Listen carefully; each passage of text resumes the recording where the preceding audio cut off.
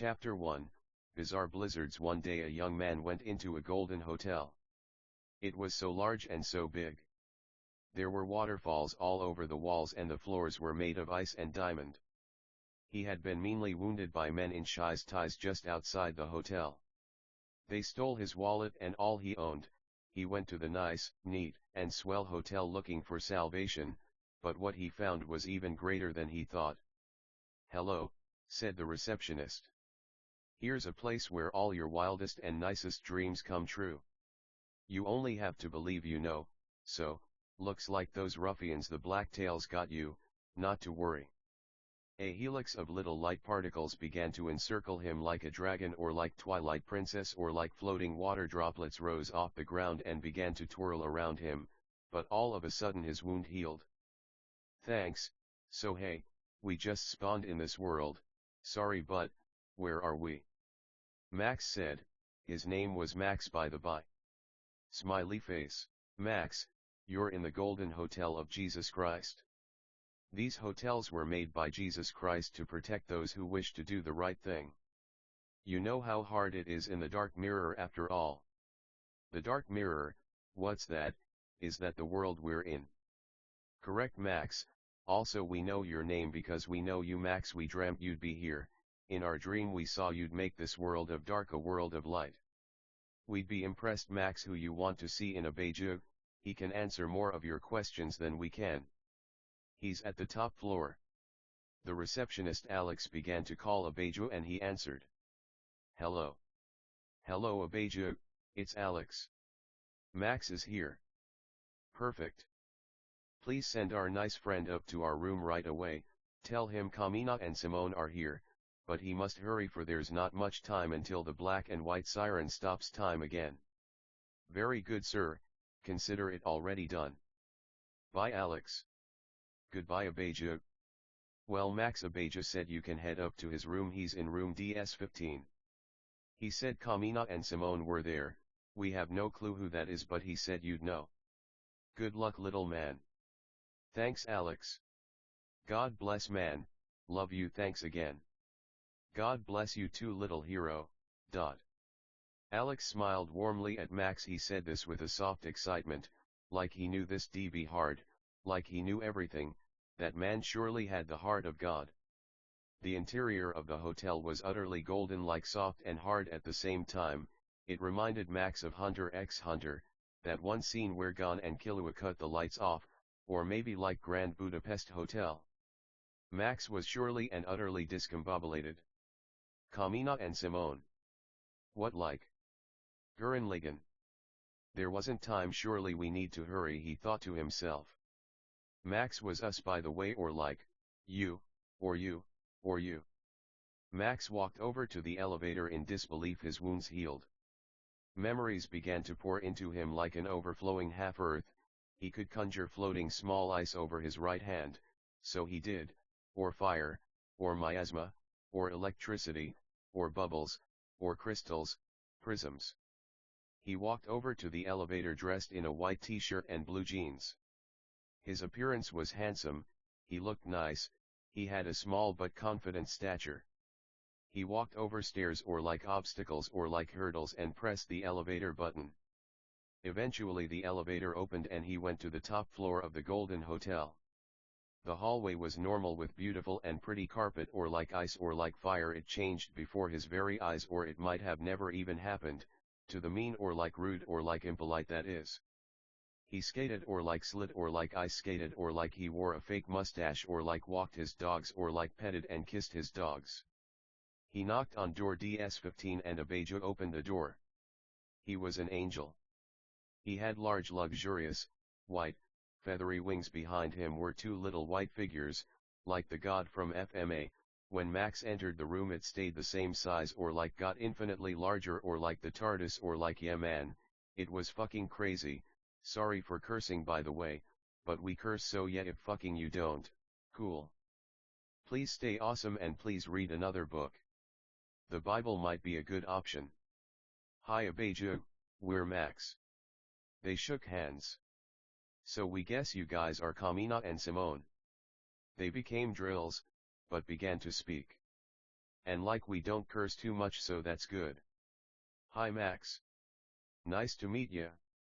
Me and Simone here are what you might call talking drills, but we like to take a humanoid form so we can have hands, and stuff. Kamina said. Simone added, that's right Max. But no need to worry, we're gonna save the dark mirror and for the first time bring light to this damned world.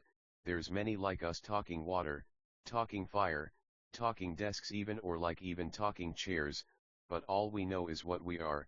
We're not like men or like angels who know more than us in a way, but in a way we're fucking smarter than the sharpest tool in any fucking shed, and that's a fact.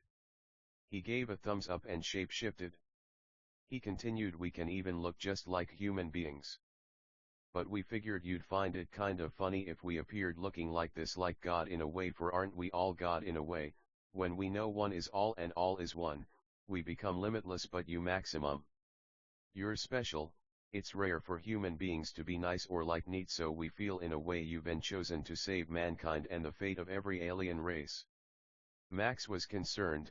This was a lot of info to take in.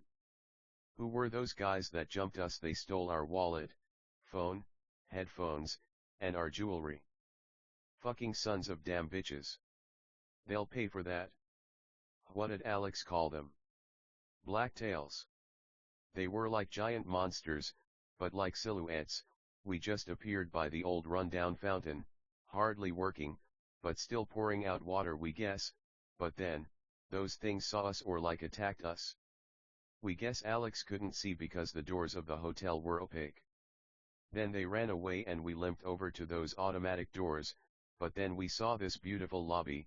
Was there a ceiling? Things are so hard to remember sometimes. Alex, was he one of these alien guys? He looked pretty human, but that technique he used, oh yeah. Why does our memory keep cutting off stuff? We remember we were fighting, we guess blacktails, or we might have dreamt it. It's like our memories are all gone. If they were even there to begin with in the first place. Max. Abeja waved his hand in front of Max's face. Earth to Max, he said in a funny, almost robotic voice. These guys who jumped you, Max, how big were they? Abeja said. Enormous. Max replied. They were at least double our height. They were fucking gross, blacktails, huh? That's right. Abeja said in a quiet, confident tone. He pulled up a digital screen, or like many, with pictures of blacktails with descriptions of their height, weight, where they're found, and powers. Of course, everything isn't hard enough already, we guess. Blacktails can range from nearly microscopic to the size of buildings, or even planets. If we don't stop them, they won't just destroy Dark Mirror but all the planets in the universe as well. We know you're a skilled magic user, Max. More skilled than anyone, whereas we all have our areas of expertise. You seem to be able to conjure anything, but you must hone and sharpen your skills. Blacktails don't play around. There are human colonies all over Dark Mirror. It's called Dark Mirror because it's thought there's a second half of Earth just below this, so dark that there's no light there, but hopefully one day we can make the half of Earth light and make it just like this one, huh? So what do you say? Can you help us, Max? Abeja finished. He was a manly man, surely the kind to protect women and children. He spoke like he meant every word, like this wasn't his first rodeo, if you catch our drift. Sure. Why not? We don't really know much about magic or blacktails or anything really, but what we do know is that if someone needs our help, we'll help them if we can. Max said this with quiet confidence, a running theme among our heroes. Quiet confidence is knowing if someone won't listen to us if we're quiet, they surely won't listen if we yell.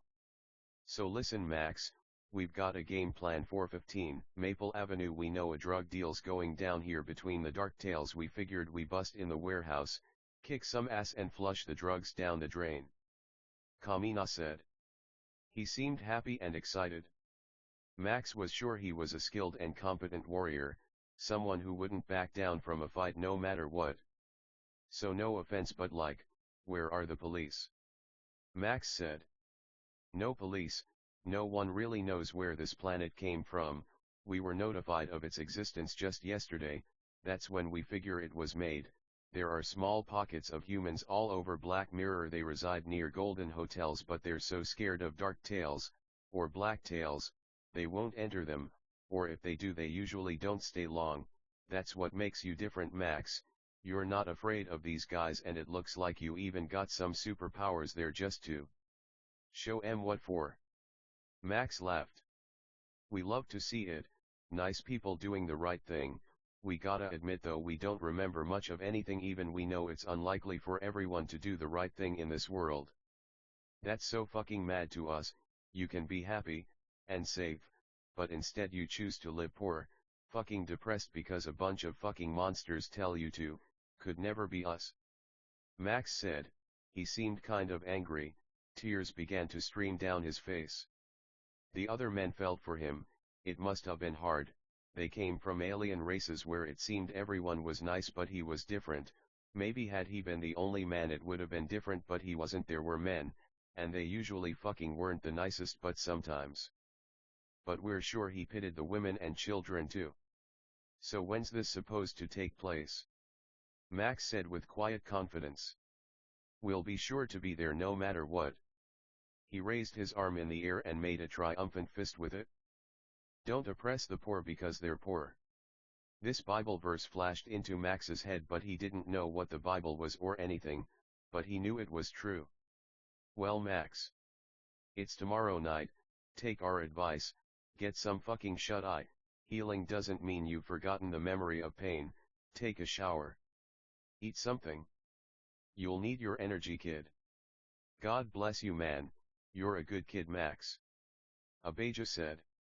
He was like an older brother to Max, and he was older. Max was 26, Abijah was 30, Kamina was 30, and Simone was 20. Abijah was a good leader. He had the nice, neat, swell charisma of someone who knew how to handle pressure. Poor Max. For now it seemed he was the least of which, but that didn't mean he wasn't going to be the greatest someday. They all hugged and shared partings. Later, buddy. Love you, and don't worry about tomorrow night. We'll have about 15 people there who got you covered. We know you're just getting used to your powers. You might not seem that strong, but your ability to conjure anything is an invaluable asset. Abijah was very bubbly and upbeat when he said this, but then he began to cry, got really quiet and serious, and hugged Max really hard. He said, listen, we love you, you're the greatest, don't let anyone tell you otherwise. He emphasized the word anyone in a way that's hard to describe on paper, but you'd know it if you heard it. He smiled and wiped his tears. His hands were on Max's shoulders, his arms were fully extended, and he smiled in Max's face. Max was only 5 feet 6 inches, Abijah was 5'10" with a blonde bowl cut. A slim cut, but built, and a lean but muscly figure. Kamina was olive-skinned with black gelled hair and a similar build to Abijah, but Simone was at least 6'1" and really skinny. Max was thin. He loved food and always thought it'd be funny if he had a little bit of a beer gut, but the problem was he just didn't drink. Max smiled back at Abijah. Love you, man. Thanks for those encouraging words. We might not remember who we are, but we know who we're going to be. Someone who loves his friends like you guys. Abijah, Kamina, Simone, and hopefully someone who will flip this mirror into a world of light and happiness where everyone can be accepted for who they are regardless of their race, height, weight, gender, or sexual orientation. That's what we fucking like to hear. Everyone said in unison. Listen, we know when things get hard in this world you wanna. Kamina made a motion of his thumb going across his neck. Let me tell you, man. Life is about your ass handed to you until you memorize what the fuck it looks like. Then kicking other people's asses until they don't have any damn ass left. Love you and God bless. He had a quiet confidence. Max cried. Right, he said and nodded quickly once, his voice broke. We're all counting on you, Max, so don't let us down. If you need anything, remember we're here, but please don't, 'cause I'm kinda tired. He laughed. He was like a chibi anime with a huge sweat drop. Duh. Well, love you guys, see you later. Max smiled with his tongue out and a peace sign. His eyes were completely closed, then he vanished. Well guys, let's hope for the best, huh? The remaining members of team all said. They were chibi or vanished or slept or played video games or trained outside. Remember, like Ellen White said, guys, it's open-ended for a reason. God made another floor on top of Golden Hotel for Max. There was no elevator to it or no other way to it but just teleporting in or going through a window, but there was a door to the roof. The suite was huge. It had little stairs that boxed the area that lead to a lower floor about a foot down. It had a huge luxurious bed with fine sheets and super soft sheets and blankets with high thread counts. It had a fridge in a wooden wall that blended in seamlessly with lots of food and drinks. It had a personal pool and hot tub with tons of video games and a high-tech desktop with a water-powered build with rainbow lights. There were huge red curtains that elegantly folded into themselves that tied at the middle. The floorboards were polished wood that looked kind of burnt in places. Max was near where a door would be and he walked over to his bed and sat on it. Tomorrow night, huh? We hope we'll be able to help. We can barely produce any puffs of fire or splashes of water. We might just have to watch, or like conjure someone a sandwich or something. Max began to cry. He cried all the time. He turned the TV on and started watching Dragon Ball. He saw how Goku said, "Oh man, it's not like we can fly or anything," he cried. "Goku," he thought humorously and a little disheartedly, "how far you came, friend. You can do anything if you set your mind to it. You were flying in DBZ, so we just have to be patient and take our time with stuff. We're like you, Goku, we don't feel so strong now, but one day we will." Max chose Dragon Ball because it had the scene in the beginning of the first episode. Contradictions contradict, friends. How does Max know Dragon Ball if he doesn't have any memories? They might flash into his head like lightnings at night's fall, or like tears, or like fucking shooting stars, or like apples off trees. Wind by Naruto is a good song. It teaches us the value of pain, friendship, adventure, and fighting. Listen to it if you get the chance. Max had ice cigarettes. They were literally just sticks of ice, but with magic he could inhale, and ice dust and particles that glowed and glittered would fill his lungs to calm him down. Oh kids, he thought, he loved to smoke, but the cigarettes had fake smoke, but his kids didn't know what he meant, so to break it down or fucking demonstrate or like condescend even, he made these cigarettes. Fire cigarettes were sticks of fire that produced fire sparks and glitter, or even threw flames that were huge. Electricity cigarettes tingled his lungs as the electricity would dance, bounce, jump, and drip on the inside of his iron lungs, or diamond or ruby or emerald or sapphire. He took a toke of his ice cigarette while lying on his back and blew the ice dust up. "Where are you now, kids?" Max wept. He had memories of raising children. They were a rowdy, rambunctious lot. They were poor orphans he adopted in a place a lot like Dark Mirror, probably more dark than black, 'cause that's a really popular show, but Yano, God bless, they squatted in an abandoned factory. He actually found them all in a box. They were dogs at first, but he made them people. They were all girls, 7. They were poor but taught them to play music, to street perform for food. When Max got magic powers, he moved them to the Arctic because he wanted to live in an igloo, and that's where they lived. Elizabeth, Ashley, Alexandra, Lindsay, Angel, Diana, and Ellen. Max was an orphan too. He was 10 when he adopted them. Him and God helped raise the kids.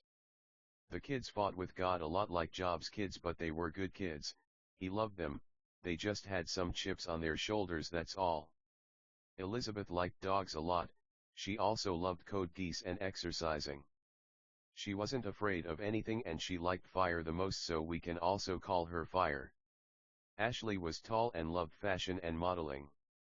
She always had big dreams of being a model and wearing expensive clothes. Nothing wrong with that. She loved water, so we'll call her Water. Alexandra was tall too and blonde. She loved hanging on trees and reading Max's Dark Academy series he'd write on a laptop he got from playing music. She loved fishing and camping too. She liked electricity, so we'll call her Spark. Lindsay was a bookworm. She liked learning about world affairs and was very cautious to avoid doing drugs and alcohol. She never even tasted one of the cigarettes. She liked the forest and fishing and camping too. She loved green light and leaves, so we'll call her Leaves. Angel loved video games. She had a Switch she took with her everywhere she went. They lived near a river, so that's how they bathed. If they were lucky, they could get a fire going to boil some water to get it hotter. She loved camping too, but usually just sat at the camp playing her video games. She liked ice, so we'll also call her Ice. Diana was tall and loved to sing.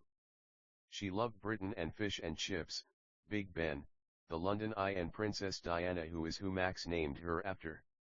She loved playing Mario Kart with Angel, and she loved playing as Baby Mario, but Angel usually picked Baby Luigi.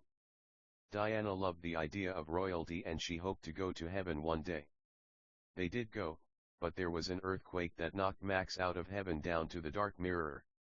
Diana loved light, so we'll call her Light. Last but not least was Ellen.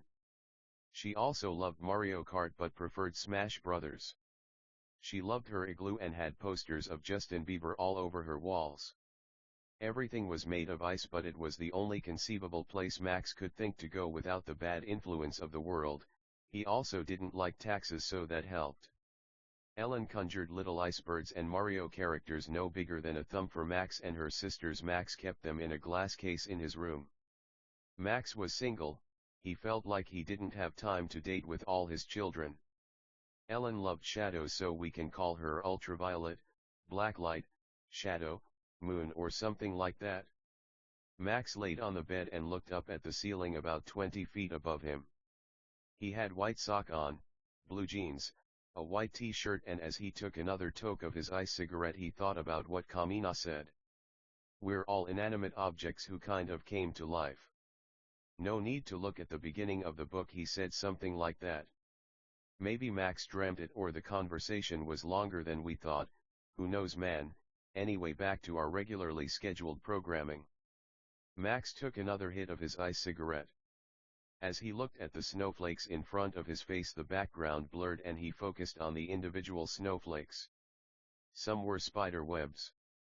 Some were spirals. Some were dragons or like Ouroboroses, some were horses or like ducks. Kids, we don't know how Maxie ended up here, but we know he'll get home one day. Max didn't like to be called dad like a modern Atticus Finch. He knew God was the only true father.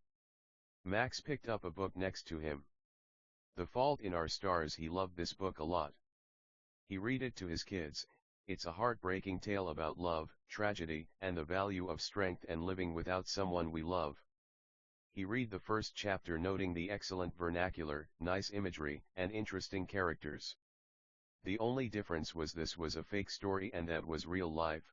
No, just kidding, we just love John Green. It's hard to know the difference between the real and the fake sometimes. Max began doing push-ups. He had a cross necklace and would blow fire at the fireproof wooden glossy panels. They were already burned anyway. Max could conjure about 20 feet of 3-inch fire. This was true of all his elements. Apparently aliens could conjure planet-sized fireballs. Max had a long way to go if he was going to save the Dark Mirror. But maybe there was a black silhouette half Earth under Earth, like two spoons touching, like these silhouette black tails. He might be able to make this place a utopia, with golden hotels, or like Ponyo, or like water, or like light, or like water, or like light. Kids, what did Maxie always tell ya, huh? Anything's possible with God. Max considered what his friends said. Get some sleep. We got an uphill battle tomorrow night, huh? Sorry guys, we'll have to sleep when the sun's out. Max thought with a quiet smile. His head was tilted down. He smoked his ice cigarette, then disappeared. Max was in a steel-walled gymnasium with glossy wooden panels, skinny, burned. Max was the greatest, but he remembered it all. People in heaven. He didn't remember any talking chains, no offense. He was attacked by blacktails and lost most of his ability to conjure great big firestorms, and instead was left with little fire strands or ropes. Max had a mansion with his kids in heaven. Sure, there wasn't ice, but at least there weren't taxes. He remember being at home one day with his dogs when suddenly there was an earthquake that knocked him off his hammock or like bed its open-ended Yano. His cigarette fell out his mouth and the sky turned blood red and dripped blood like rain. The blacktails started attacking people and Max fought them with a lot of might but they overpowered him and he fell out of heaven like that old story of Lucifer in the Bible, but the difference was Max was a good man, no angel. So like Mario in Super Mario Galaxy he fell away and well, we know the rest of the story. He was near a broken fountain with chunks of the outer concrete edge missing that wasn't making too much water when the blacktails came and beat him up. At this point he lost a lot of his memories. Even now his memory wasn't very good, though through no fault of his own. They stole his stuff, his phone, his wallet, his earphones and left him with a huge wound through his stomach. With unbelievable strength he walked or like Yano, if it's too unrealistic we crawled or like Yano, it's just we're pretty sure we said walked at first, but no worries it's open-ended for a reason man. When the blacktails stole Max's stuff, they ran away so there was the Black Knight Street. The buildings all looked condemned, the wail of sirens slashed at the night sky like portals from Twilight Princess. But there was this enormous hotel that touched clouds that looked like it was made from solid gold. Max entered to a pleasant pop song about not being anxious about life and just shaking anxiety off. Nice song. But there he met Alexander, probably Alexander, who explained he was on Dark Mirror. As Max thought of all these things he practiced his martial arts but it just wasn't the same, his fire was so small now, his water was so small now, and he could hardly make an igloo with the amount of ice or snow he was making. Fire reminded him of Elizabeth. They were all his favorite in a way. She loved the unpredictability of fire. The warmth, the heat, the way it could light up any tundra. Poor Elizabeth. Even now Max wished Elizabeth could hear him so she could know everything would be okay in the end. How can we not talk about family when family's all that we got? God bless Wiz. Elizabeth, it'd be selfish not to think of her, we're not the best, it's just sometimes we get scared. Wicked people might ask why 7 girls, why not boys? As stupid as the wicked act it's strange they could even think of this question. Well, we wanted girls. We felt like it's what we wanted though we love men too, it's not that complicated at all, we might like girls more than boys probably that's it, we always have, just makes us happier we guess. Max's backstory is a little complicated. Max was also just a simple dog. But God raised him. The problem was God was poor too, no one knew he was God. Max was taught music and the hardships and difficulties of life. Max named Elizabeth after Queen Elizabeth II for she loved the Queen a lot. Sometimes things might not always make sense but that doesn't mean we shouldn't say it. In fact, it's the complete opposite. If we said things that always made sense how boring would that be? Max listened to Nightmare by Halsey while training. It's a really nice song about the tragedies of what society expects us to be and how if we break out of their mold we might make a self-empowered, self-loving anthem to our tragic, but beautiful life. Max loved to use chains to fight with little hooks at the end like the hook shot from Zelda. His chains were only 20 feet long now and very small but he made work on his little punching bags, piercing them, but letting the sands spill out almost like the sands of time that give us so much anxiety. Ice pellets flew fast enough to dig wounds, but not fast enough to go all the way through a target. Rocks were the same way, pebbles now, but no boulders. Fire was now thin and wasn't exactly cooking a steak or Wagyu anytime soon. Water might make someone feel like they're drowning so it surely wasn't a pool. Max continued with fire, water, ice, rocks, chains, and the like for many hours. He was sweaty. He was kind of fat if you want to see it that way. Open rebukes nicer than hidden love, no offense, honestly, but Hollywood changes how these characters look so much anyway. We start to begin to wonder if it really matters. We could see Max as a little fat man, black, Mexican, Indian, whatever you want man you're cool. He could have average arms for real strength is God, magic, anime, and all that stuff you hear on the internet, but working out is surely good. it just is about health we guess, but magic lets us love all kinds of bodies. God bless Halsey and Colors, a nice and wonderful song about the tragedy of unrequited love and how we can love ourselves by learning from past mistakes to find better lovers and better futures. Max's earpods disappeared. Max began to shower in his hotel suite. He felt it wasn't cool enough, but he didn't have a choice, but he was grateful in a way. If this was old Max, he'd make a waterfall hot like a shower, or like go like that. While Max could still teleport, he couldn't affect such a great body of water anymore, so the waterfall would still be cold. He could transport to a hot spring, but he liked and loved showers a lot. Max liked and loved to sing in the shower and dance. He would listen to Taylor Swift. Panic. At the disco, rap, didn't matter to him, he just loved life a lot. The water was cleansing, hot and gentle, like a hug from God, or like joy, or like joy, or like. Max loved to repeat himself. It seemed some human beings just didn't listen. The shower was hot and steamy, not like, in a fucking weird way or anything. It's funny how mean beings can shower all they want, but still feel dirty. The water rolled off his body onto the floor. No amount of water can clean a monstrous soul, maybe a dirty one. Probably only God could clean such a wicked soul, but still, water feels so good. Like Ellen White said, shower as much as possible, at least twice a week. Open rebuke's nicer than hidden love. Some fuckers out there might hear it and mock it, but just know showers were different back then compared to how they are now. He liked making his hair straight from water, for it was usually curly, right? What you know, right? He smiled. In a way, this was his internal dialogue. God bless Michael Scarn. He might even be the one writing this book. Water cleanses, water. Ashley was water. She'd like to become little puddle and just sleep all day, immune to cold, immune to not eating fish. Max loved Ashley a lot. She always had a chip on her shoulder comparing herself to her sisters. He loved them all equally. Ashley felt too tall sometimes. They were all married too. Max stayed single though, too much to do, but there wasn't marriage in heaven. You gotta understand, Max was just a father figure to the girls. It wasn't like that. Why, they were pups of the same litter, if you wanna see it like that.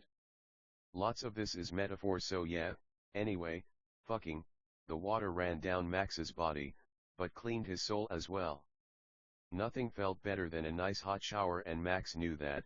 He could stay in there forever, but it's hard to put ice or snow in hot water. Max stepped out the shower filled with joy, but optimism as well. The floor under his feet was upside down and kept flipping over until it knew it existed. Chains flew across the universes in his mind slowly, but like lightning too. Nolus, a word Max made, a secret like his heart. Kidding, it means lightning.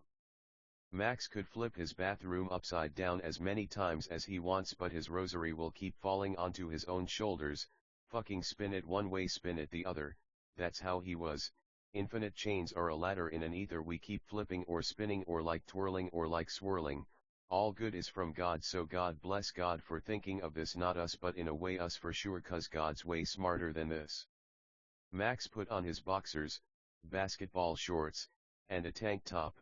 He laid on his bed and watched Inuyasha until he started playing Desire of Ages by Ellen White. He listened to it every night. It was 1 a.m, fucking humiliating. He thought he'd be up for way longer, but it's cool. Even better, he hated staying up, though he loved nighttime. Max woke up at 8 a.m. He had a digital alarm clock next to him, black with green numbers.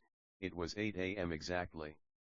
He blinked several times, trying to digest how grateful he was to see the day's light again. Light. Diana. Diana had a good husband. Max loved him a lot. He was a nice and successful man, a businessman, stocks and that. He wasn't the nicest though. None of their husbands were, so Max always had some resentment toward them for that.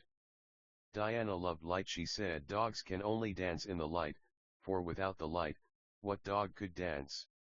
She loved to picture dogs dancing. She loved Chinese food, Dahakat, Agara Hills, and breaking her dad's heart. She had a chip on her shoulder like her sisters.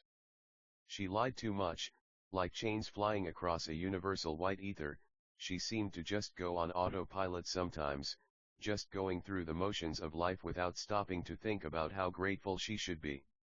She loved to dance, a silly girl. Daddy's little heartbreaker. Honestly, she got it from her dad, he was cold like her. Max thought of going to a store like Walmart and thought how funny it'd be to have a Walmart in his book, but he remembered, there were no Walmarts here. The golden hotels were safe havens made by God to help the oppressed, but they only ever went in sometimes, so aliens usually would inhabit them so they wouldn't be empty. Max teleported to what he thought a store might be on Dark Mirror, and what he saw was a bunch of rotten, nasty, mean, rude, and disgusting food with black tails everywhere.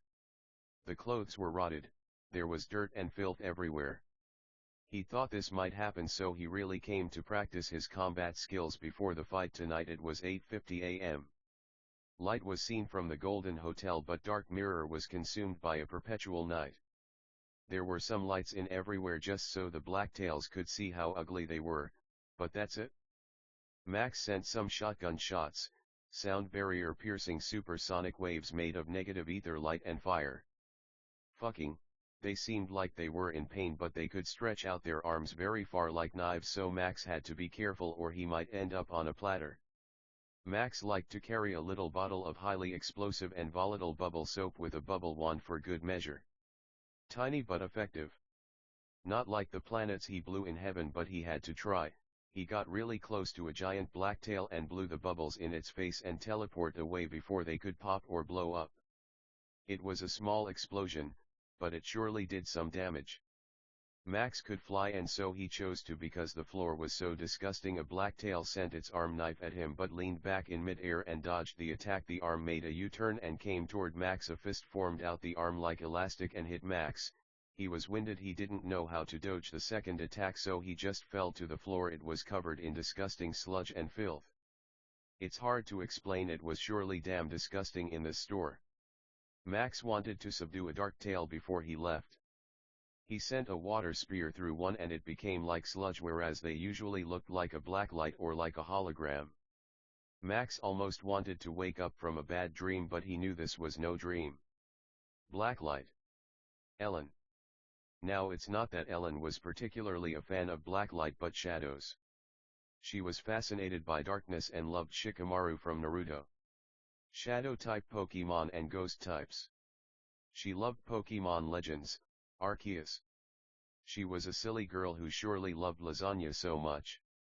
Max loved her a lot, but she had a chip on her shoulder. About how she told her kids Max wasn't as good a person as he was, but she loved Max more than anyone. She'd even sin and love Max more than God, but Max knew even in those moments she was still a good person. It might not have been a sin necessarily, but it could surely prevent some happiness from shining in the clouds of the eyelids of the transparent white clouds, blue skies. Anime Ellen lays on the ground and wakes up under a tree and blinks her eyes to see Max smiling over her. When we blink a lot, we open the possibilities of raising children, feeling ground under our feet, and feeling the warm hug of a loved one, face to face, and heart to heart. Ellen loved chess and was a nice, cute, bubbly girl.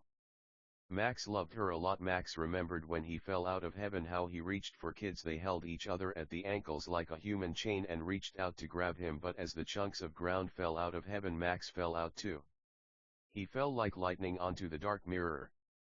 The semi-sphere waterfalling earth that floated in the middle of outer space. Other lightning bolts fell to heaven, but Max didn't know who they were. He doubted anyone else could make it in such a nasty place, though he didn't think too highly of himself. Maybe he deserved it. Max thought all these things while fighting the blacktails in that abandoned Walmart. Max's eyes began to glow, but he didn't know why. A gauge was in the bottom left of his vision. Max unleashed such a vicious fireball he eviscerated the entire Walmart. We see, it's like a fighting video game. If we fight long enough we can get some of our power back. Well, that's nicer than one. Still, this is nothing compared to the power we had. We'll have to use this smartly. There might be a time limit on it, so it might have been nicest we used it right away. The Dark Tails were terrified, so they brought out fireproof shields. Conjurers, for fuck's sake. Look how we don't even know if we should quote man, 'Cause it's us. Max. Anywho. Max sent a lightning bolt at one and they all let out a lot of moans. They were terrified, they couldn't comprehend how we used electricity, and fire. There must be a timer to their conjure ability, they probably assign who they should fight then. Too bad we can conjure anything we want. They began to laugh. Max assumed it was because his electricity attack wasn't very strong. Max teleported back to Golden Hotel, but God forced the monsters to keep laughing because it aggravated them.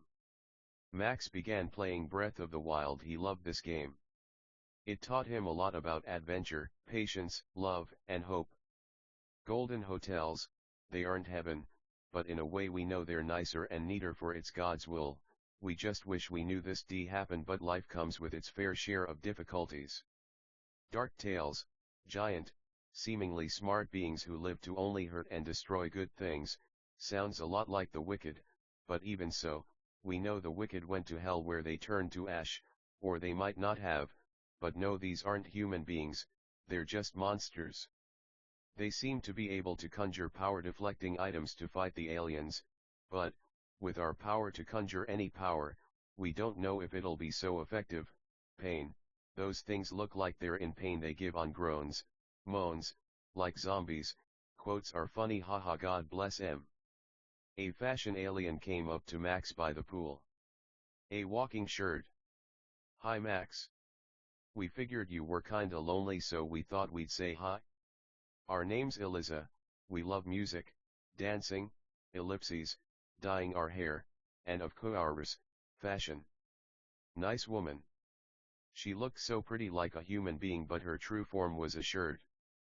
These are our friends Max. Max introduced himself, a pair of pants, nice man. Ironed and all of, dat.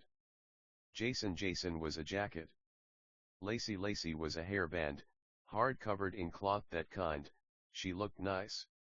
Honestly, we wish we were a hairband, we bet she makes hair look great. Eliza was a ponytail. And Joy was a pair of Ray-Bans. They were regular sized, but they knew what Max was thinking and became huge. Then small. Lovely human beings. Max began to cry, they felt for him. Max was so happy whenever anyone did the right thing. They all hugged.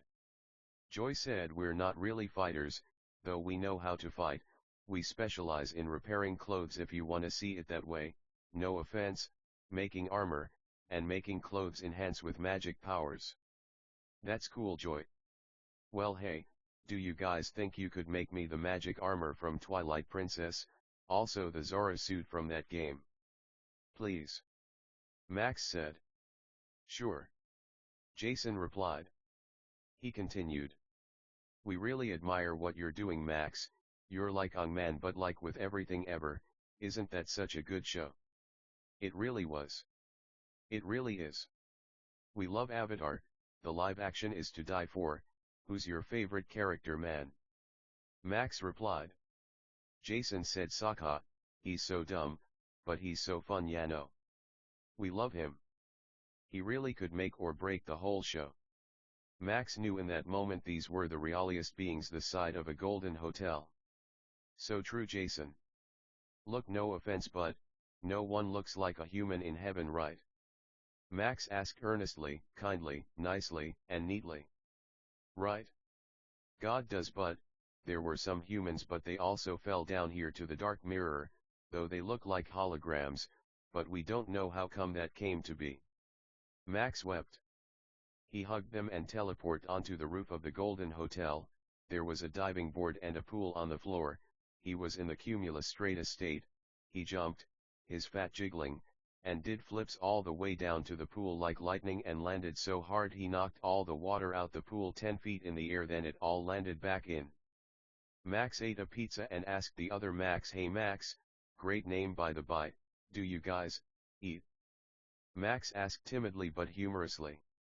The other Max said, we can, but we have to become human beings, we don't actually need food, we do sleep though and feel pain, though we can choose to feel pain, but we can't choose to not feel it for too long.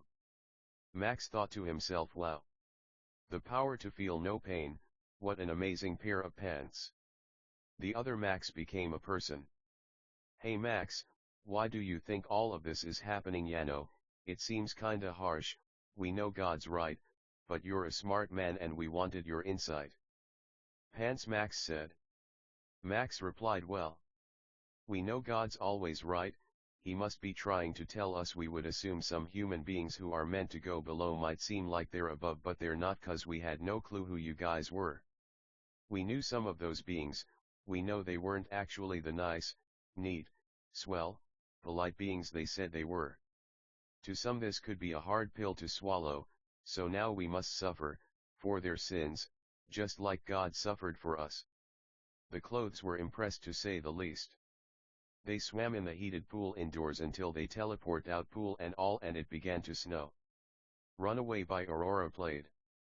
To this day, this is one of Max's favorite memories, swimming with those clothes, kinda like a huge washing machine. No matter how hard life gets, we always have our friends and family.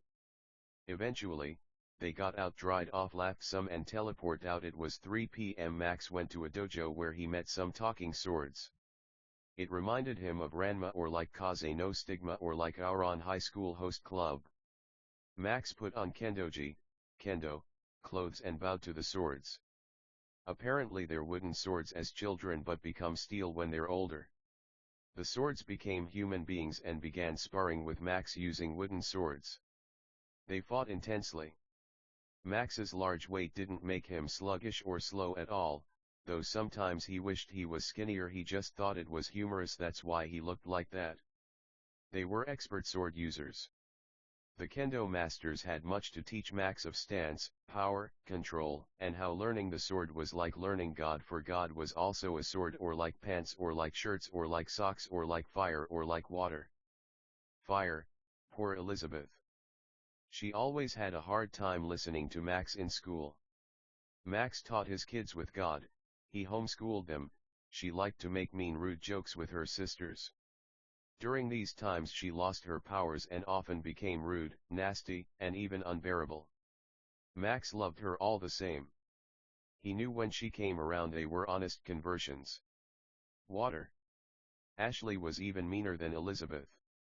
She had a really mean, rude, impolite, and bad temper, and sometimes was arrogant and narcissistic. She could be a bad influence on these clothes human beings. She was a nice, neat girl, but lacked proper discipline and true love.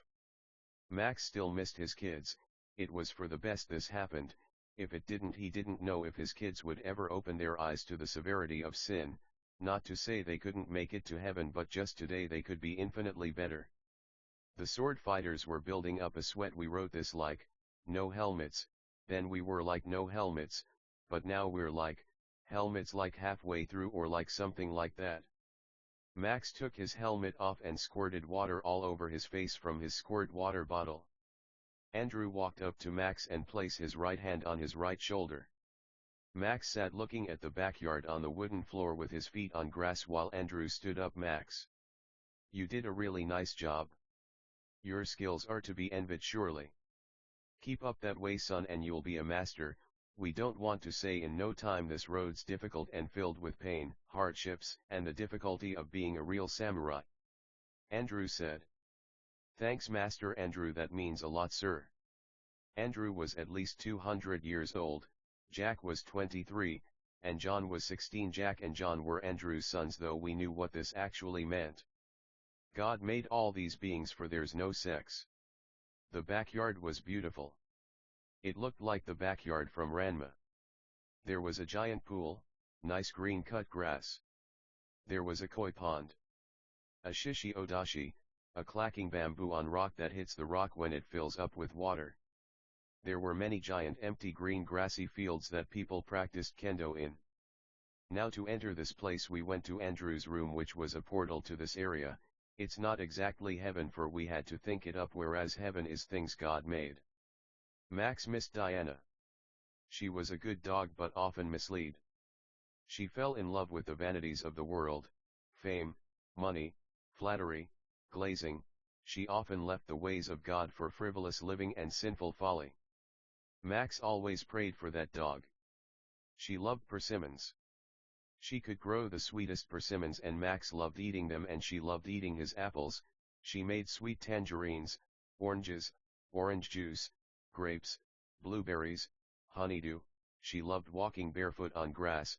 She loved stepping on apples to make apple sauce and apple juice. She was a nice, loving, and kind girl. Max prayed for her. Max also thought of Elizabeth, how much she loved Unravel 2, a video game about two yarn guys, though they never finished it. She loved Britain and spaghetti with lots of cheese. Smart girl, she also loved cheesy garlic bread. She loved to write stories on her MacBook and play Paper Mario, The Thousand-Year Door. She loved to read Job, Psalms, and Song of Songs. Surely and truly a dog among pups. She probably lied too much. She smoked and drank, but that wasn't as bad as she thought. She loved to play basketball with her sisters and to go to baseball games. We teleport and we made money through stocks and crypto, plus this stuff was in heaven. Elizabeth always wished to be a Goomba when she was younger, just a walking talking shiitake mushroom. Max always said he'd eat her up. She was shy and anxious about so many things, but she had her own life, and she had a good one.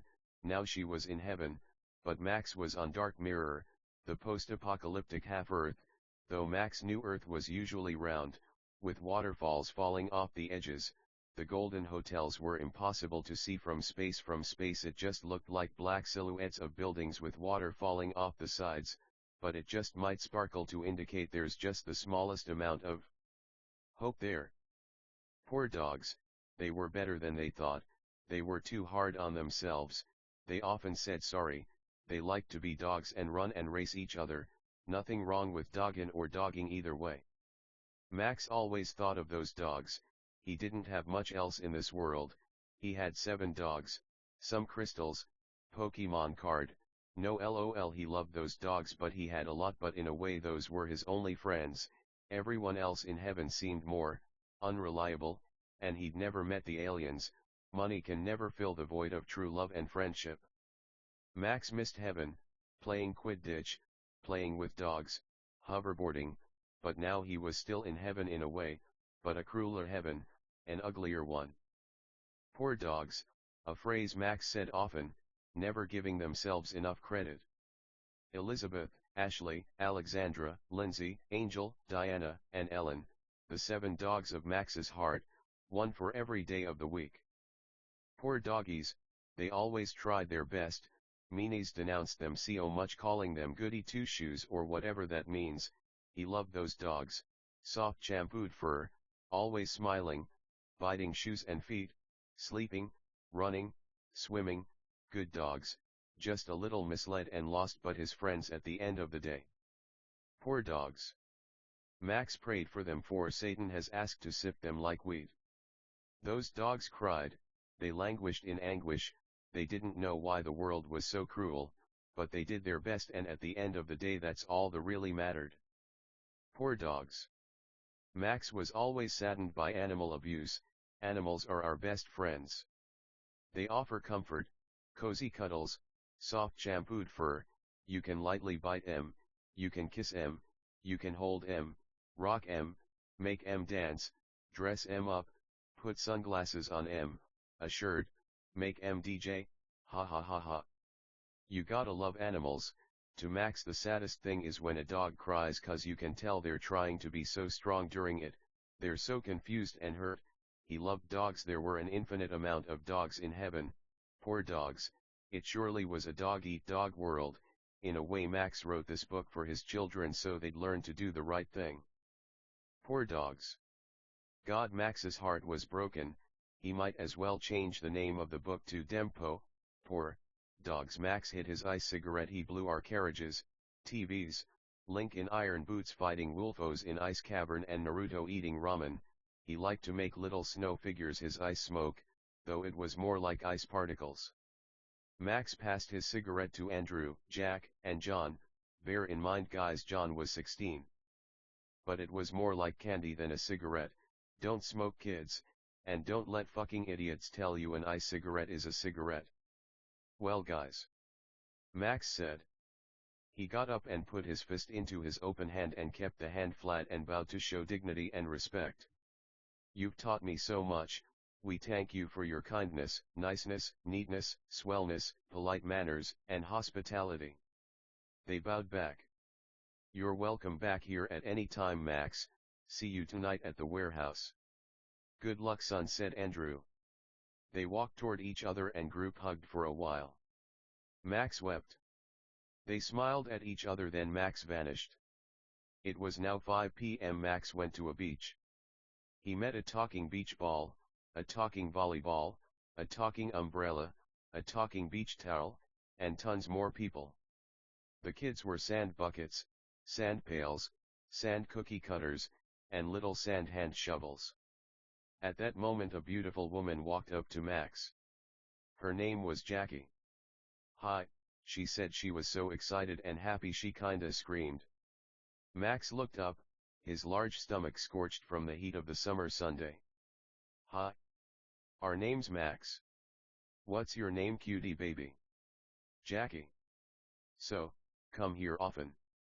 Jackie said. She was so nice. She was smiling and winked when she said often. "No, we just got here. Have you been here before?" Max said. He smiled. It seemed Max fancied Jackie, but let's watch. "We just got here," Jackie said, smiling, but then she began to cry. Max's heart broke. Jackie sat on his lap. We were in heaven, but ya know that earthquake happened and we fell out, but actually now that we think of it, we've been here a few times, we've been here some weeks." Max believed her, but he thought the earthquake had happened so recently, he was confused. "That happens to me too, memories come and go," Max said. Jackie replied. "God said this would happen. We went back to earth as punishment for not being grateful enough in heaven. He also said you'd go later, but he couldn't tell you, but he made it clear we'd come back, and it wasn't just as punishment, but he was trying to prove evil was worse than we knew, just like good was better than we knew." Max was heartbroken. Such a beautiful girl in such an evil place. Max said, "Jackie, if we had to guess, you've been too afraid to go in the golden hotels. Tell me, Jackie, why are you afraid of those scumbags?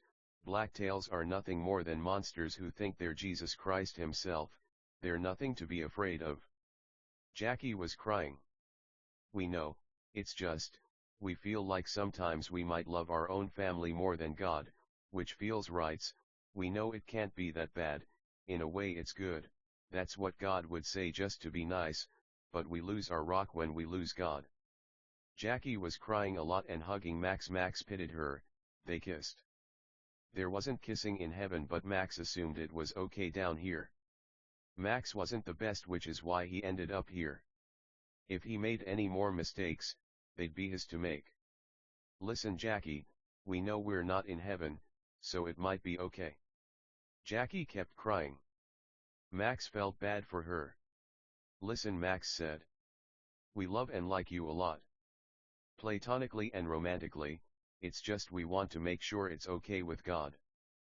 But Max had a feeling God didn't care. So long as they weren't in heaven, he couldn't see why at least kissing was wrong, and so they did kiss, and they kissed a lot, and Max told Jackie about himself. Jackie told Max about herself. She said, "On this hot summer day in the hotel room of a beach towel. Our name's Jackie Johnson, we went to Connecticut College and majored in art. It was in a town called New London. We smoked and drank, but we made sure to go to church, read our Bible, do mission trips, and help the poor. But, we never fell in love, just meaningless affairs that meant nothing. We're sorry. Max. We love you, and no sex is fine, we just feel like it's hard to tell someone we love you without sex, but we know that's our fault, not God's." Max replied, "Listen, Jackie, we're sure sex with a pretty woman like you would be fucking unbelievable cool and good, but, you know God's rules about monogamy and that, we're already such a sinner. We already know we're not going to be the monogamous husband you want. We can only imagine the difficulty of being monogamous, that's why we prefer being a virgin." Jackie replied with a smile, "Well, we can still kiss as friends." She was very close to Jack's mouth. She said that with a smile. She inched closer toward him while speaking, and then they made out again. Max wasn't the best, but God was, so he let it slide. To God. He thought, one man one woman makes sense. Though it hadn't been this way always, for better or for worse. Kissing surely wasn't sex.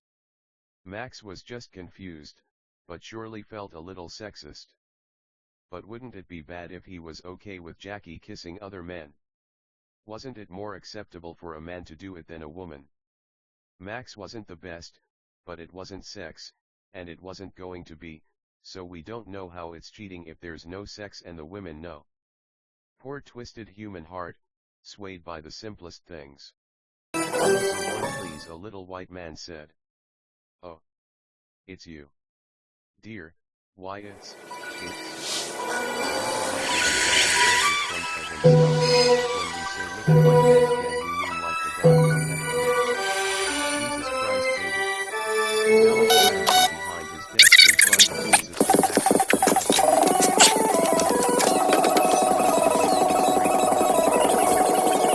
we came to see a surgeon.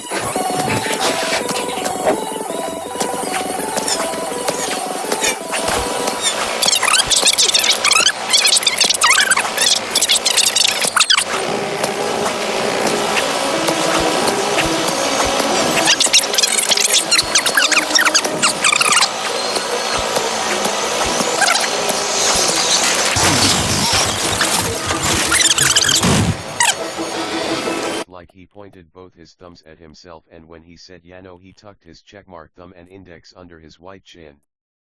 "Well, there's nothing wrong with exercise, sir. Can you believe Max? He's so big he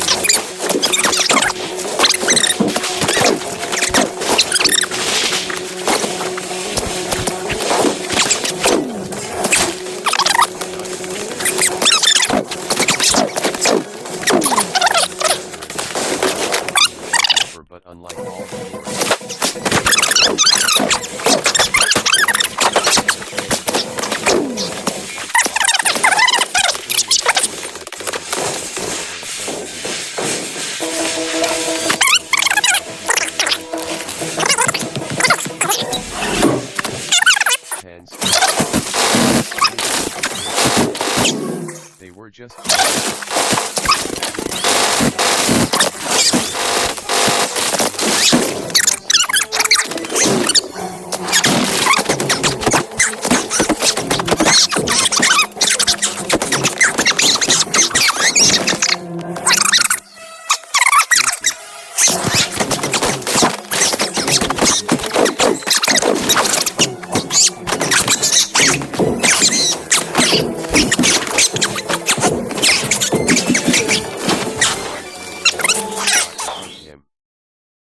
also became fat and shitty to Max. She's Kathy. She's been here a few weeks and she's come to the beach a few times. It's such a coincidence. Whenever I tell people to throw these parties is when she comes.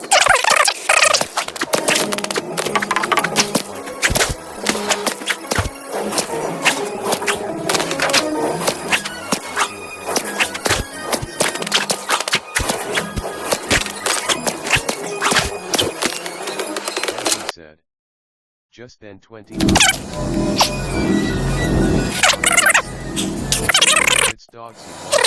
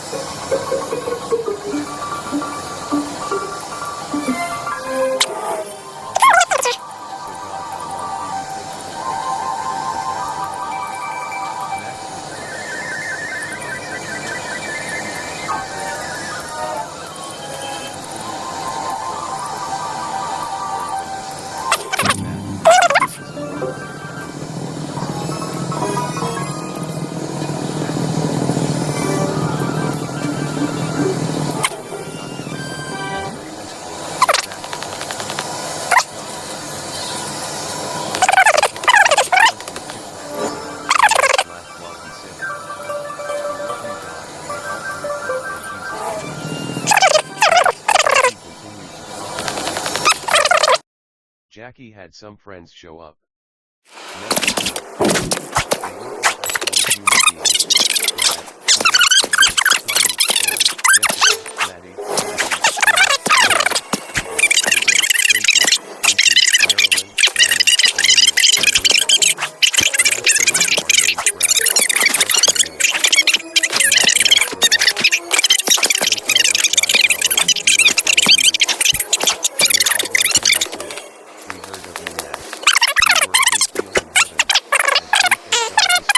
situation we might be the only people to do the right thing. Nice to see you, Jackie hit a cough. Like an enemy, all the men started to try waterfalls and comedic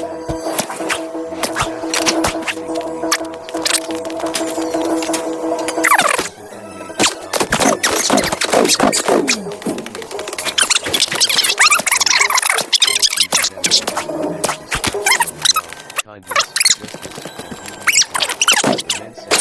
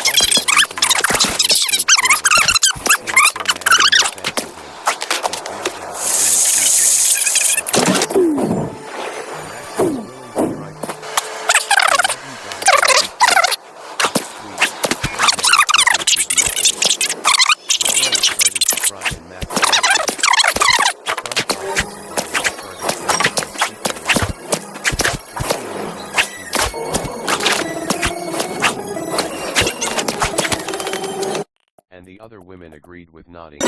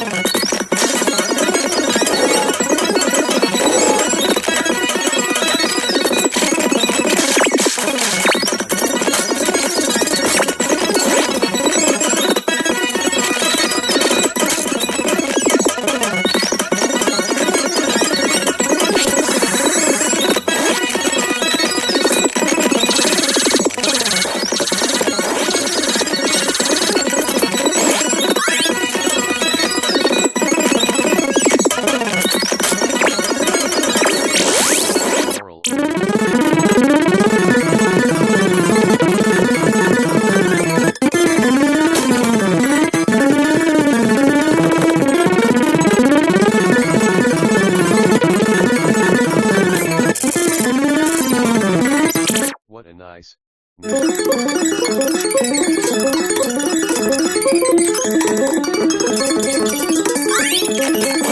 Max pointed.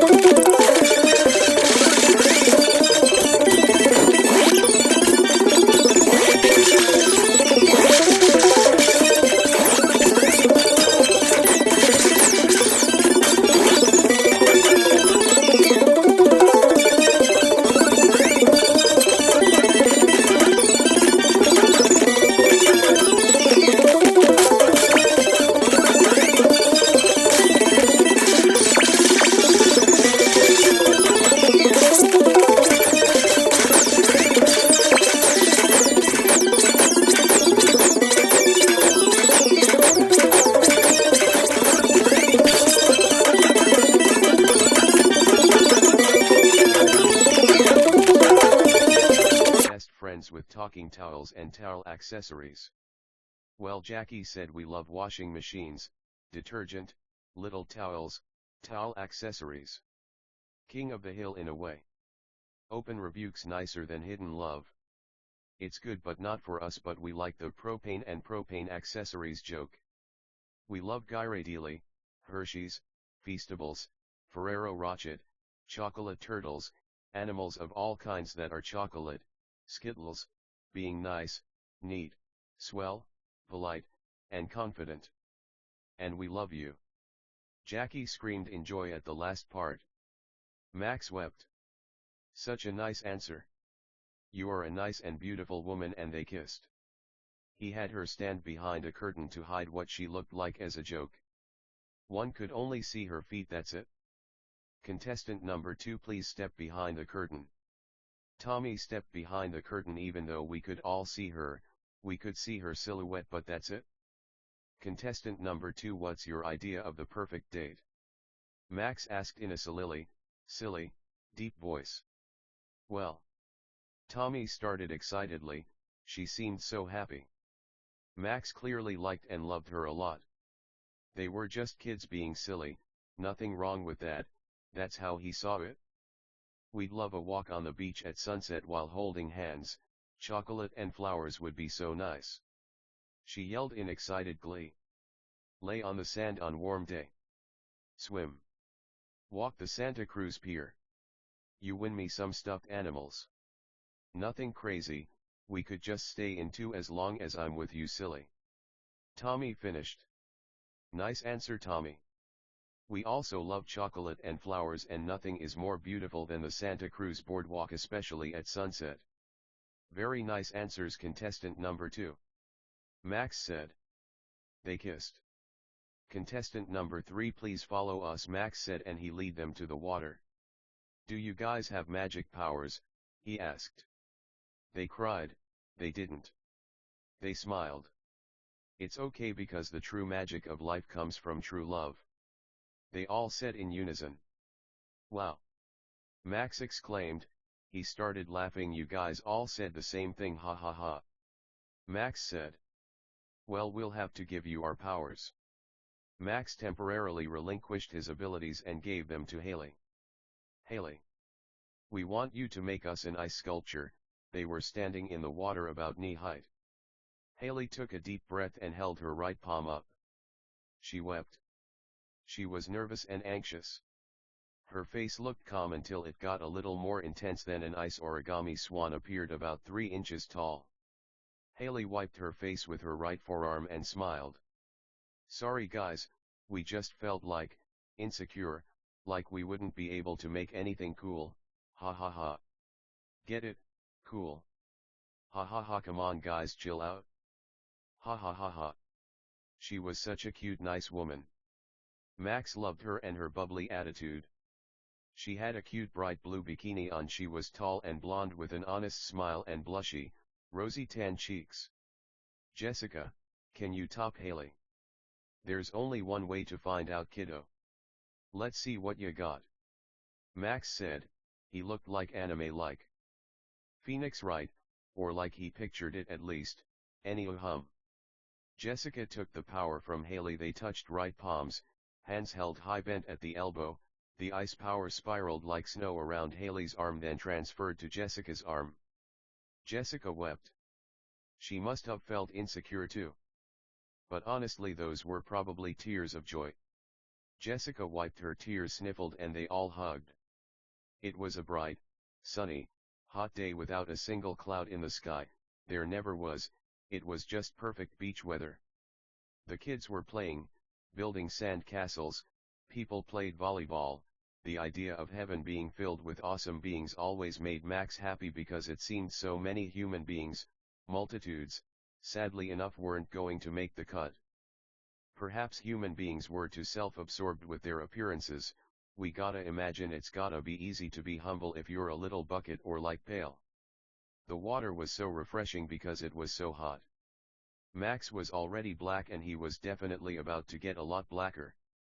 Whether we're black, white, brown, dark brown, red, or yellow, we all have value. For Max, he liked or loved his skin color and didn't intend nor purpose to change it. Jessica said, "All right everybody, it's time to show you guys the cutest little horse you ever did saw," she said with a Texan accent. She raised her right palm up, closed her eyes, and thought long and hard about what she thought the horse should look like. She stayed pretty calm the whole time. There's two kinds of people in this world, Yano, and poof. The horse appeared in her hand, cooling it to the touch. It was a beautiful little stallion.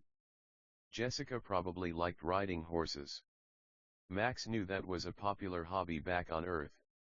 It was going to be a hard choice, but Max had to give a point to both because he felt bad for them and he honestly felt they were both equally good. Max didn't want this to end. It was 7 p.m. but the rendezvous was at 2 a.m. but it was perpetual sun here. Max knew what he had to do. He had to convince the women to stay at Golden Hotel, stop sinning, and stay safe. Perhaps they wanted to help too much. Like the Talking Clothes said, battle is for those who are prepared for it. They were just bunch of nice, innocent women. They had no business being in this evil world, and they surely had no business in a fight between superpowered beings. They had no powers. Max led the girls to the shore. He got on his knees and prayed long and hard for the women to have powers. It'd be a nicer story for sure, and he knew it'd make them happy. He instructed them to all get on their knees and listen to his prayer to God, and they agreed. Max took a deep breath, wept, wiped his tears away, smiled. His eyes were closed the time. He instructed the women in a circle. They all held hands. They all wept, wiped their tears, and Max began speaking, "Dear God, please help us to find guidance in you. Let us get closer to you and feel closer to you as you test us. We pray we pass this test and every test you could ever give. We bless your holy, holier, and holiest name. We adore and worship the very ground you walk on. Like Mary Magdalene, we ask for powers for the women, not for combat, but just for fun, for recreation. We pray you give these women love and strength. We also pray for our daughters who are still above."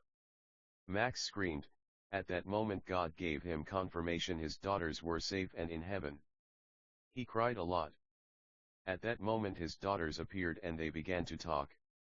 Elizabeth, Ashley, Alexandra, Lindsay, Angel, Diana, and Ellen all appeared and they all cried loudly, but they smiled too. "Dad," they all exclaimed. They talked for a little just to confirm everyone was okay. He kissed them all on their heads, on the top, on the hair. They all hugged, then they vanished with God. At that moment the women began to glow, then they were consumed in fire, but wouldn't burn, then ice, then electricity, then water. Their prayer was answered. For Max's next test he was going to make the women do an Avatar, the Last Airbender kinda thing where they choice one the 4 elements from the show Attack a Dummy. We know it seems contradictory, but it wasn't real combat, Yano. In fact that's why Max picked it. Next up was Maddie, Cassie, Kayla, and Tracy, 4 for the 4 elements from Avatar, the Last Airbender. To Max's luck the 4 women all chose 4 different elements, so it was more entertaining. Maddie picked water, Cassie picked fire, Kayla picked earth, and Tracy picked air. Max set up a scarecrow kind of dummy and Maddie went first. She sent a slightly bigger than a basketball-sized blob of water at the dummy's head and froze it once it was near the head. "Nice man. So cool. Haha, get it, thought Maddie. We loved humor, condescending, sacraments, friends, and most importantly family. Next up was Cassie. She had a ring of fire spun around the dummy's head about 8 inches from the head and 3 inches thick, then it closed in and left a ring burn mark around the dummy's head. Nice. Cassie said. That was pretty hot, huh Max? Cassie said in a cute, sexy, humble, and awesome way. That was awesome, Cassie. Good and great job, lover. Max said in a nice, neat, swell, polite, happy, excited, manly, humble, brave, hopeful, and adventurous way. Kayla was next. Now, to us sand is earth, but if we remember correctly it wasn't in Avatar, so to stay faithful to the show Max spawned some rocks for Kayla, about 100. Kayla sent them high into the sky about 100 feet above the dummy, stacked them so that it looked like they were glued together, and brought them down with a loud and proud warcry. They fell super fast and hit the dummy so hard a long narrow hole was left with sand pouring into it like waterfalls. That wasn't too hard, Max, love you baby. Max blushed. Kayla was such a sweet, innocent young woman. Way to go, Kayla. You are a nice, sweet, beautiful, and wonderful young woman. That was really badass and tight, babe. Good job again, and seriously nice work. You're a serious legend round these parts, partner. Max said. Thanks, partner. Kayla bowed and Max put a cowboy hat on her and cowboy boots plus a lasso in her hands. She lassoed him, brought him close to her, and they made out. They blushed. They wept. They definitely and surely liked and loved each other a lot. Next up was Tracy, and her element of choice again was air. She stood in front of the dummy, took a deep breath. She sent wind crescents at the dummy like Kagura of the wind, but instead of a fan the wind was visible swirling around her. Then she shed it off and it hit with such mean, nice, ferocious force the dummy was cut to pieces but stayed in place, but the arms fell off. Tracy had freckles, she was wearing a cute white bikini, and she screamed for joy and jumped up for joy with her arms high and proud. She wept quiet tears of anxiety, but also joy. Tracy loved to dance, she was sisters with Stacy, they loved to dance and they loved hip-hop. They also loved footwear and anime. People gave Em a hard time for no reason, but Max really liked Em. That was a breeze. Tracy said in a flirty, cute, and sexy way. Max blushed. He laughed at all their jokes cause he thought they were genuinely nice, neat, swell, polite, and funny. Max conjured a fake mustache on him and all the women. They all laughed. He also gave them top hats, canes, and full suits. They danced around and talked in a silly fancy pants, dumb way, and they laughed because that's what kids did. Max walked over to a baby and picked her up. People in heaven were literally that nice. Max, we'd be offended if you didn't pick up our little 4-year-old, said a pair of beach ball parents. They became beach balls and rolled over to me. They didn't have face or anything, but they saw our Charlie Chaplin show and put on fake mustaches and monocles, and tuxedos. They became human beings again and told us her name was Susan. Susan said, "Hi Max. Mom and Dad told us you're a big deal in heaven, and to God, why'd you lose all your powers, Maxie, if you don't mind a smarter than you baby asking?" She wept. Sorry, like the Bible says, folly is bound in the heart of a child, but the rod of disciple drives it far away. If you love your child, give them the rod of discipline. If you denounce them, spare them the rod of discipline. Discipline your child and save their life, don't be a willing party to their death. She cried a lot. Poor kid, what a sweet, tender, and mild little baby. She looked like a little god, like a little white guy, no offense we guess, fucking, then a little baby girl, then a little baby beach ball. Max wiped the tears off that little beach ball and kissed her. Max said, "You know what else Proverbs says, you little baby genius boss baby, open rebukes nicer than hidden love. Why not look like a little baby girl?" So meanies reading this, don't give us a hard time, huh?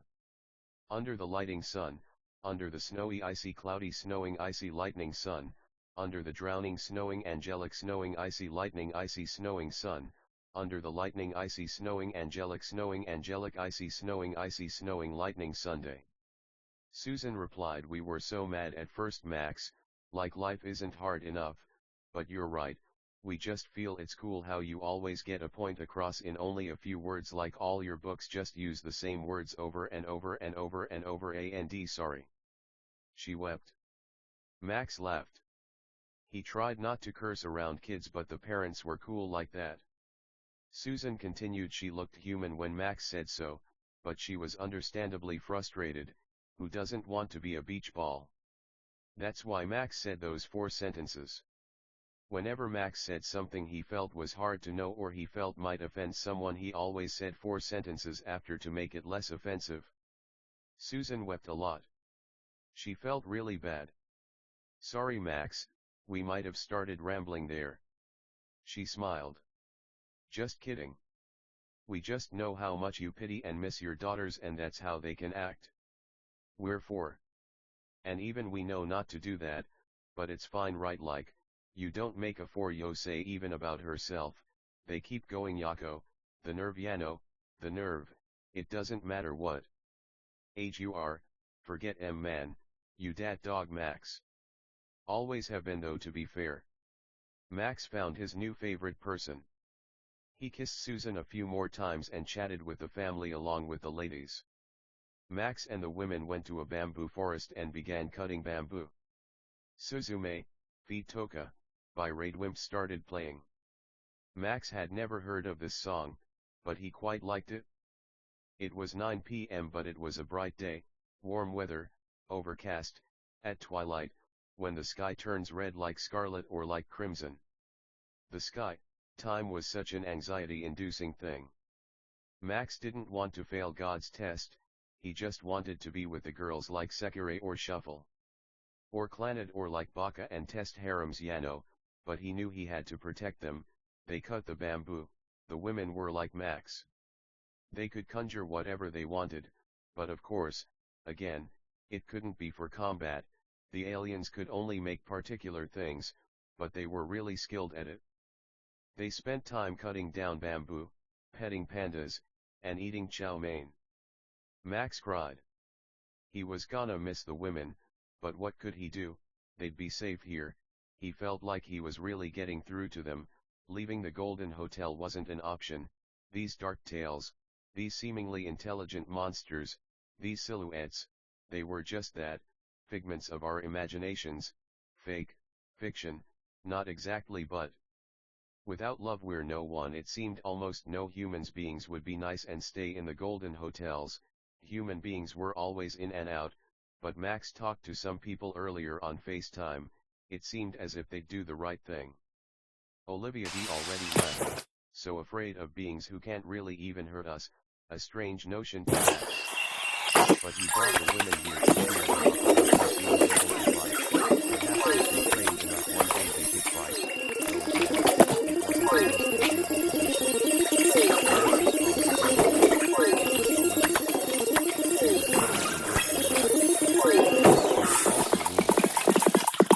Though again, it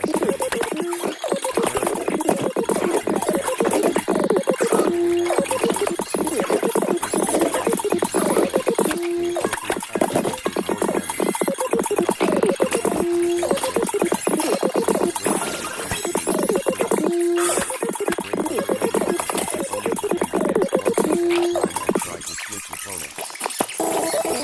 most enviable position.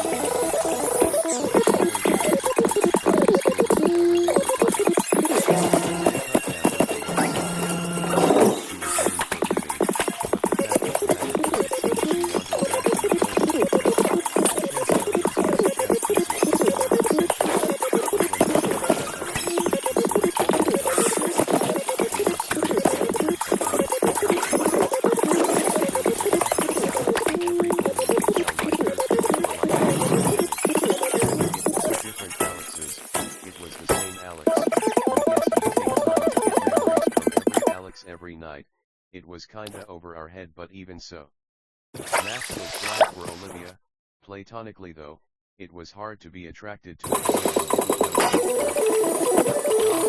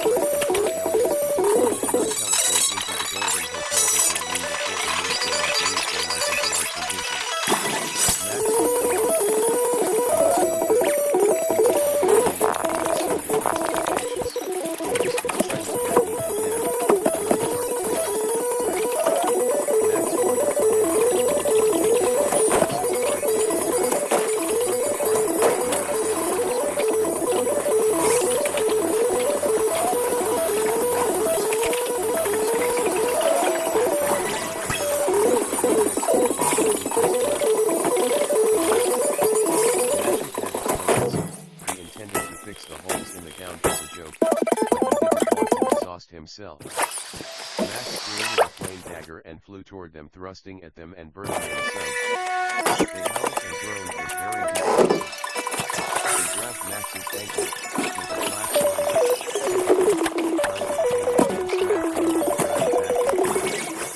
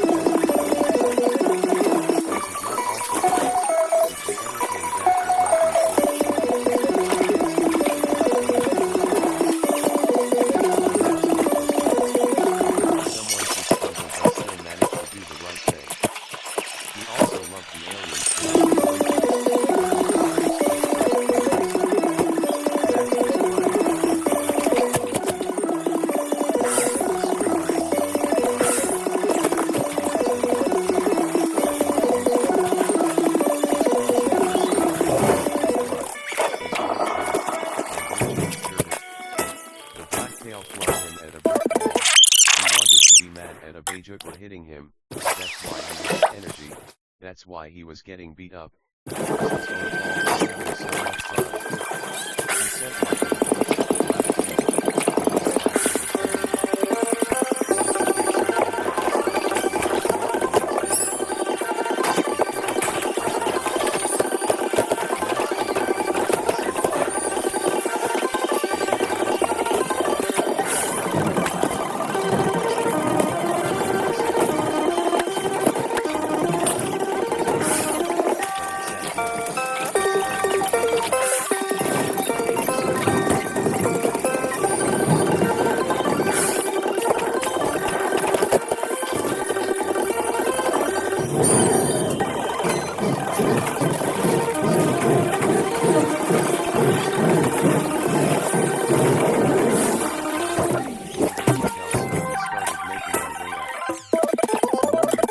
he so hard, white beams of light started to break out it like pepper jack or like a strainer. It exploded and left blood everywhere. It looks like Olivia and the man both were funny, but we did our parts. Screw him.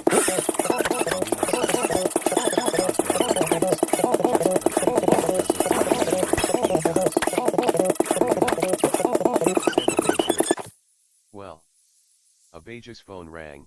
It was God. Hey Abijah. God laughed. How ya doing, buddy? We're nice, God. Just helped some fucking losers and took out another blacktail with Max. How come, what's up, JC? Abijah seemed angry. Who wouldn't be? It looked like the women were on their way back to Golden Hotel, so no need to be too angry. They heard of everything that happened here. That's the thing about helping. You never know who will be helped. He also sounded very serious, but earnest, and curious too. No rendezvous tonight. Jesus flipped the camera and showed 20 blacktails with life bars at 0. One could see the empty bars hanging over those poor bastards. Looks like God already handled it. Abijah was stunned.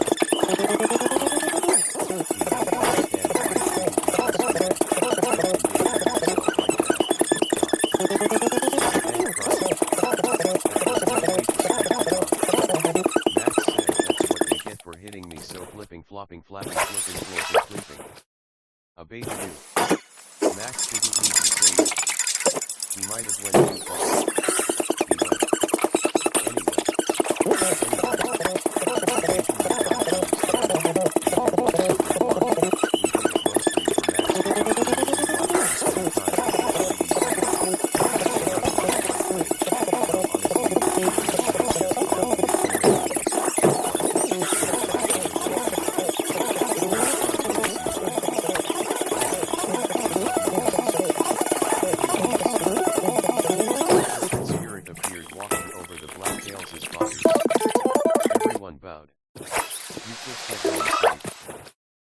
said.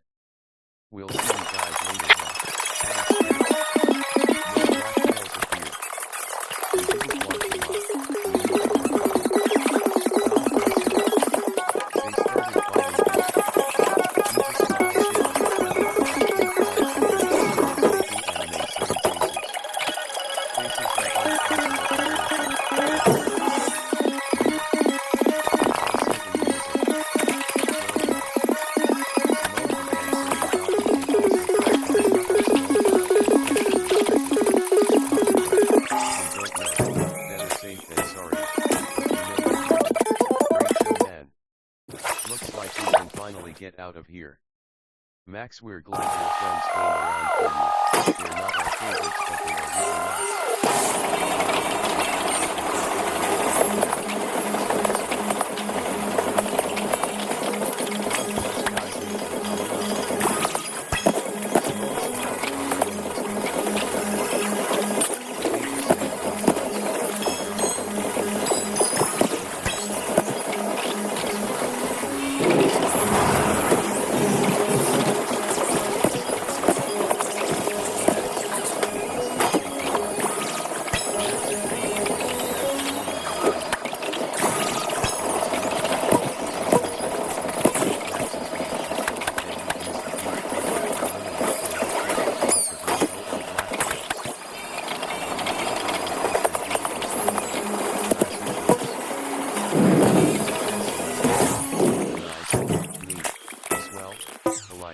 Cool, haha, and kind woman.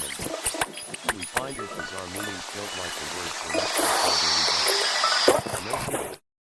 Blizzard is a sweet, beautiful, and awesome woman. We could just picture multiple copies of her because Blizzard is cool. She did have a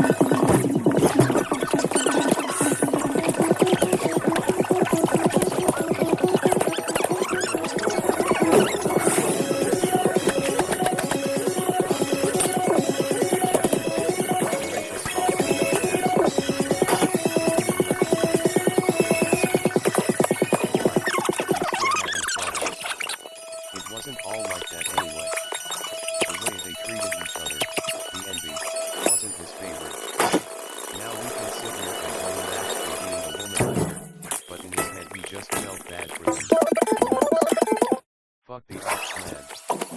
Fuck him. He admired the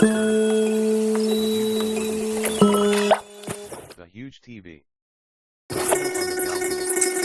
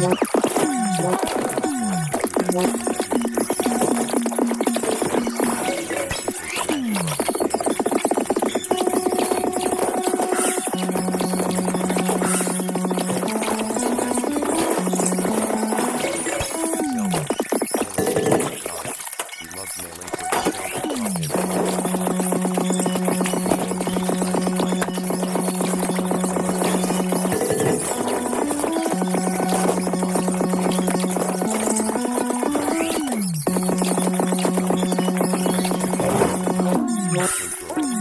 Aliens didn't have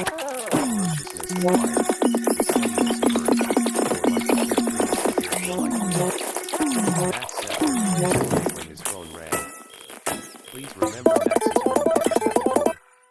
to teleport in, it was his friends.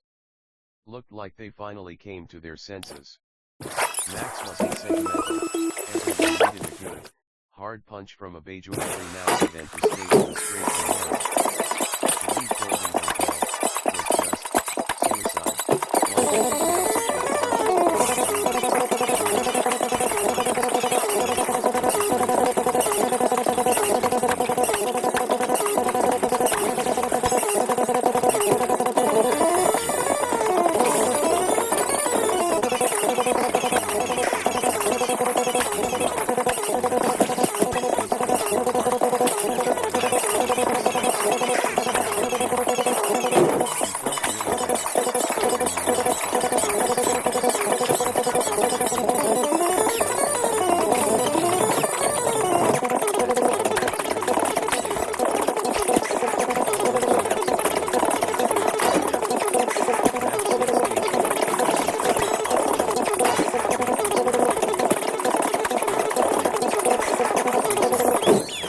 Why don't we choose, here?